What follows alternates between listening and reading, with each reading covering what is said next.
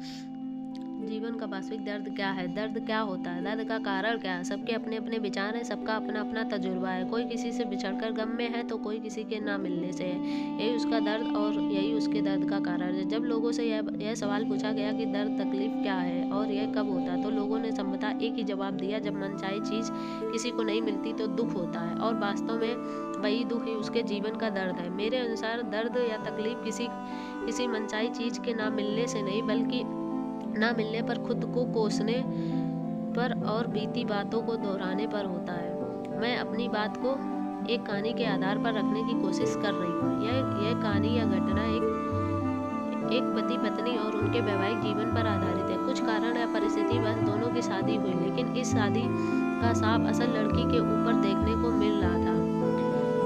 बचपन में ही लड़की की शादी तय कर दी गई, जिसके बाद उसकी पठन पाठन की क्रिया पर विराम लग गया। जिस उम्र में उसके हाथों में किताबें और सिर पर माँ बाप का हाथ होना चाहिए था, उस उम्र में वह घर की जिम्मेदारियों का बोझ ढो रही थी। वह साफ सुथरी लड़की ऐसे घर में जाती जहाँ पर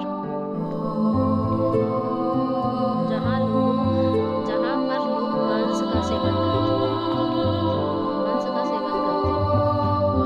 ऐसे घर में उसे खाना तो दूर, एक गिलास पानी भी पीना दूभर लगता था। परिवार की जिम्मेदारियां उसे सोने नहीं देती, घर की बड़ी बहुओं के ताने से जीने नहीं। एकमात्र सासू माँ थी जो उसकी मदद करती थी। पति भी ऐसा था जो रात भर बाहर रहता और रात में जब देर से घर आता तो उसे पीटता। जो प्यार एक पत्नी अपने पति से चाहती, शायद ही उसे कभी मिला हो। उसके मार खाने से बाकी घर की बहुएं बहुत खुश थी। अकेले घर के सारे काम करने के बाद शाम को पति की मार खाती, लेकिन उफ तक मुंह पर नहीं लाती। एक बार पति की बहुत मार खाने के बाद वह मायके चली गई। पीठ पर बने डंडे के निशान, हाथों में फूटे हुए छालों के जख्म अपनी कहानी बयां कर रहे थे। लड़की की भाभी ने पूछा, ये निशान कैसे बने? लड़की ने यह कहते हुए उस पीड़ा को छिपा लिया कि सीढ़ी से गिर जाने पर चोट लगती।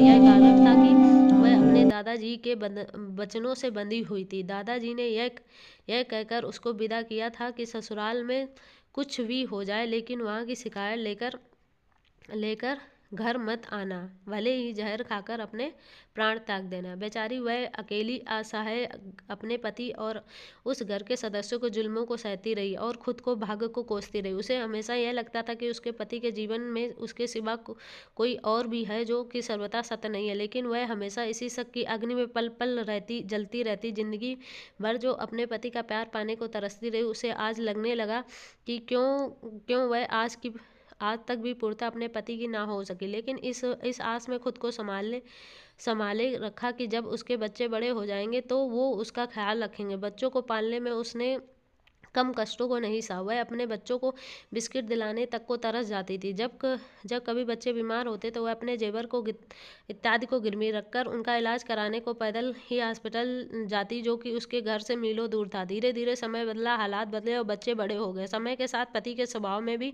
परिवर्तन आया। वह अपनी पत्नी और बच्चों का ख्याल रखने लगा। बच्चों की अच्छी परवरिश करने के लिए वह दिन रात मेहनत करने लगा। कर्ज लेकर बच्चों को पढ़ाया और उसकी यह मेहनत सफल भी हुई। काफ़ी मुश्किलों का सामना करने के बाद बेटे को सरकारी नौकरी मिल गई। बड़ी बेटी को खूब पढ़ाया लिखाया और फिर धूमधाम से शादी की। आज उस औरत के पास वो सब है जो वह चाहती थी। बेटे की सरकारी नौकरी से पैसे आ गए, बेटी की धूमधाम से शादी हो गई। सब माँ को प्यार भी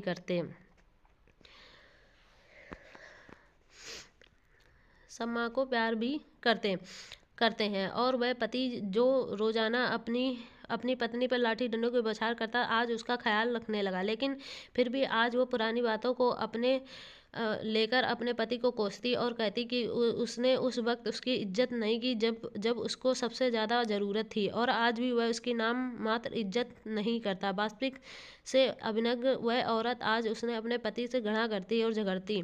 आपने आपको इस कदर परिवर्तित किया कि अपने मूल स्वरूप को ही भूल नहीं चुका। आज वह अपनी उन बातों को उसका पति अतीत है उसके याद करके अपने पति को नफरत करती और शक की निगाहों से देखती और रोती रहती।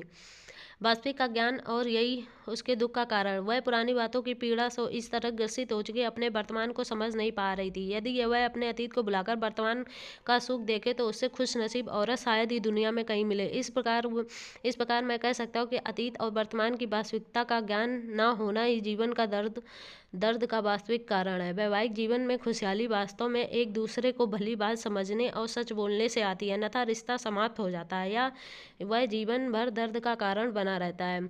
और अंत में यही कहते हुए अपनी बात को समाप्त करना चाहता हूँ कि जो प्राप्त नहीं है या छूट गया है, उन पर रोने से अच्छा अपने वर्तमान को संवारो और खुश रहो।